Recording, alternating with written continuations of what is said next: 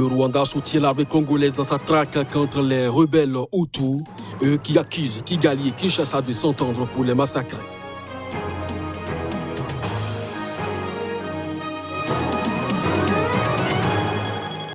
Les trois composantes de la principale alliance de groupes armés dans le nord du Mali se sont toutes prononcées pour une fusion en un mouvement politico-militaire avec le ralliement du dernier d'entre eux. Au Kenya, une rescapée témoigne de la violence de l'attaque d'une école primaire dans l'est du pays par les présumés miliciens Shebab et raconte l'atrocité du crime.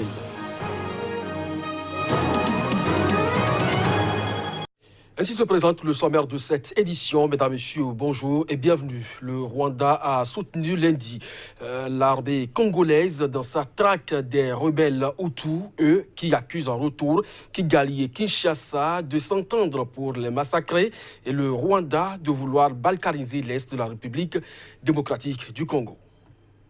L'armée congolaise traque les rebelles du Front démocratique de libération du Rwanda, FDLR, dans les deux provinces du Kivu. Une intervention militaire liée aux multiples conflits qui agitent l'est de la RDC, frontalier du Rwanda et de l'Ouganda. Grâce à l'armée congolaise, les jours des FDLR sont comptés, s'est félicité sur Twitter le ministre rwandais en charge de l'Afrique de l'Est.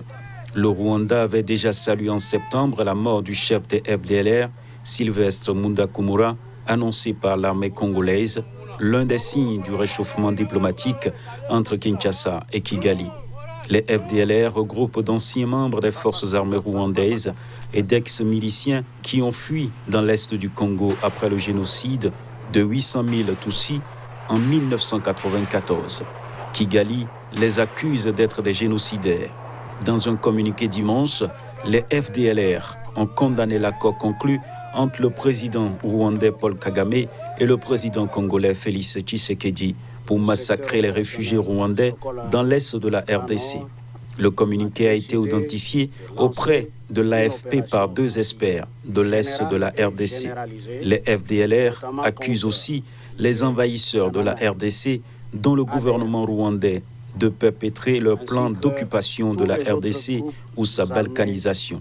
Cette rhétorique rejoint celle d'une partie de l'opinion publique congolaise qui accuse le Rwanda d'être à l'origine des troubles dans l'est de la RDC. L'ancien Premier ministre congolais Adolphe Muzito a déclaré fin décembre qu'il fallait faire la guerre au Rwanda pour rétablir la paix dans la région. Début janvier, l'archevêque de Kinshasa, le cardinal Fridolin Ombongo, a dénoncé un plan de balkanisation derrière l'arrivée en RDC d'immigrés rwandais. Toujours en RDC, l'ex-candidat à la présidentielle Martin Fayoulou appelle à une marche le 17 janvier à Kinshasa contre les tueries des civils à Beni et demande également au Rwanda de reconnaître les tueries que son armée a orchestrées au Congo. Plus de 110 000 civils ont été tués dans cette région frontalière de l'Ouganda depuis le 5 novembre, selon un bilan établi par l'agence France Presse à partir de diverses sources, notamment locales. Suivons un extrait de ces propos. Et nous allons marcher pour dire, d'abord, dire que nous avons pili, notre deuil pour les tueries de nos frères et sœurs à Beni et partout, y compris Yumbi. Si on les atrocités beaucoup plus fortes commises par les troupes rwandaises entre 1993 et 2003. OK? Donc, nous, ce que nous allons demander, nous demandons au Rwanda de reconnaître les tueries que son armée a orchestrées au Congo. Et cette mission a pour objectif principal ou priorité, deux priorités. La protection des civils et puis aider à la stabilisation des institutions. Mais pourquoi on ne protège pas les civils, c'est ça? Nous continuons à réclamer que nous avons gagné les élections du 30 décembre 2018. Au Kenya, cette fois, une rescapée témoigne de la violence de l'attaque d'une école primaire dans l'est du Kenya par les présumés miliciens Shebab. Une attaque qui a fait 3 morts parmi les enseignants. Les assaillants ont également mis le feu à un poste de police et endommagé un pylône de télécommunications lors de l'attaque à Kamouté, une localité située à 40 km au sud de la ville de Garissa, toujours au Kenya. Nous vous proposons de suivre ici un témoignage donc de la rescapée du commissaire de la localité. They came around 1. Ils sont venus vers 1 heure, puis ils ont commencé à tirer derrière la maison. Puis je pense que c'était leur chef qui se tenait juste devant notre maison. Il était juste là, en train de tirer partout. They were just there. They were just bulleting all over.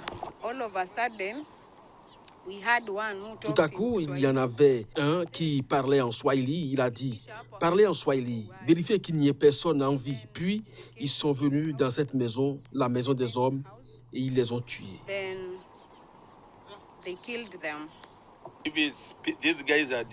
Si ces miliciens Shebab déclarent la guerre, faites-leur savoir que nous avons également déclaré la guerre de notre côté et que nous irons les chercher où qu'ils se cachent. Je peux vous assurer, et cela a commencé aujourd'hui, que nous avons des officiers de police sur le terrain et les instructions sont de ramener ces gars, ces assaillants morts ou vivants. Les 3 composantes de la principale alliance de groupes armés dans le nord du Mali se sont toutes prononcées pour une fusion en un mouvement politico-militaire avec le ralliement au dernier moment de la dernière formation de groupes armés dans cette localité du nord du pays. C'est suivant un document consulté pour vous par l'agence France Presse. Dans la déclaration finale de son congrès qui s'est achevé ce week-end près de Tombouctou, le mouvement arabe de l'Azawad, MRA, appelle à la fusion dans les meilleurs délais de tous les mouvements composant la CMA au profit d'un seul mouvement politico-militaire capable de faire face aux défis. Avant le MA, les 2 autres groupes armés de la coordination des mouvements de l'Azawad, CMA, le Mouvement national pour la libération de l'Azawad, MNLA, et le Haut Conseil pour l'unité de l'Azawad, ACUA, avaient également appelé à une fusion de leurs groupes en un mouvement politique uni lors de leurs congrès respectifs fin 2019. La CMA est une alliance de groupes armés rebelles du nord du Mali qui, regroupés sous une même bannière, ont signé un accord de paix avec Bamako en 2015 après des années de conflit. Cet accord prévoit plus de décentralisation et une meilleure intégration des populations du nord du Mali. La communauté internationale voit dans sa mise en œuvre un facteur important d'une éventuelle sortie de crise malienne. Mais confronté à de nombreux obstacles, cet accord peine à être appliqué. Son comité de suivi, CSA, ne s'est plus réuni depuis plus de 4 mois. Une autre aile du MAA, appelée MAA Platform, a fait scission en 2014 et a rejoint l'autre alliance de groupes armés signataires de l'accord, la Plateforme. Le Mali, depuis 8 ans, fait face à une crise profonde. D'abord confronté à une rébellion indépendantiste en 2012, Bamako lutte depuis contre les agissements djihadistes qui ne cessent de s'étendre malgré la présence de forces françaises, africaines et onusiennes. Confrontés à une escalade des attaques djihadistes, les présidents de 5 pays sahéliens et Emmanuel Macron ont convenu ce lundi de renforcer leur coopération militaire contre les djihadistes. Le président français a néanmoins dénoncé avec colère des discours indignes anti-français portés selon lui notamment par des puissances étrangères. Comme le leur réclamait le président français, les dirigeants des pays G5 Sahel qu'il avait conviés à Pau dans le sud-ouest de la France ont signé une déclaration commune où ils ont exprimé le souhait de la poursuite de l'engagement militaire de la France au Sahel. Une réponse très attendue par Paris à la montée du sentiment anti-français, en particulier au Mali et au Burkina. Les participants ont aussi convenu des évolutions stratégiques de la lutte anti-djihadiste concernant leurs efforts sur certains points. D'ores et déjà, fort de notre convergence avec les homologues sahéliens, j'ai décidé d'engager des capacités de combat supplémentaires, 220 militaires pour amorcer cette dynamique, viendront gonfler les troupes d'ores et déjà présentes sur le terrain de Barkhane. Alors que les États-Unis envisagent le désengagement de leurs troupes en Afrique, les pays G5 Sahel ont aussi exprimé leur reconnaissance à l'égard de l'appui crucial apporté par les États-Unis et ont exprimé le souhait de sa continuité. Si les Américains décidaient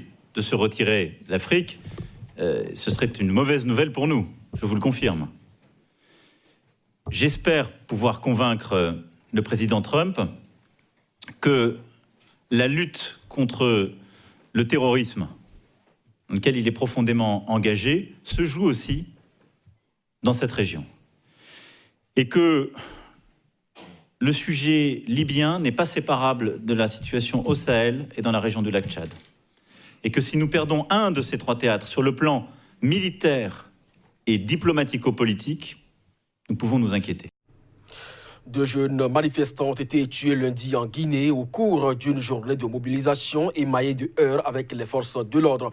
Cette mobilisation était organisée par un front de partis d'opposition, de syndicats et de membres de sociétés civiles pour protester contre le projet prêté au président Alpha Condé de briguer un 3e mandat fin 2020. Reportage.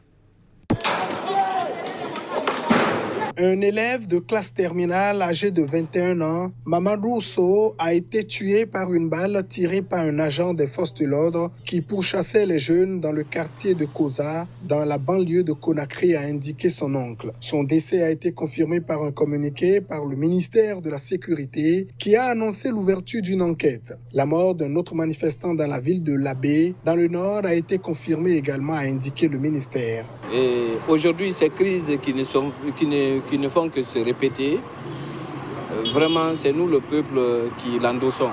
À chaque fois qu'il y a manifestation, il y a des morts. Des troubles ont été enregistrés dans 12 des 131 quartiers de la capitale et dans plusieurs villes de l'intérieur du pays, selon le ministère de la Sécurité, qui a dénoncé l'érection de barricades de toute nature, ainsi que des jets de pierre, notamment sur les forces de l'ordre, ayant entraîné des blessés et des dégâts matériels. 10 personnes ont été interpellées à Conakry, selon la même source. La beauté de la démocratie, c'est l'alternance.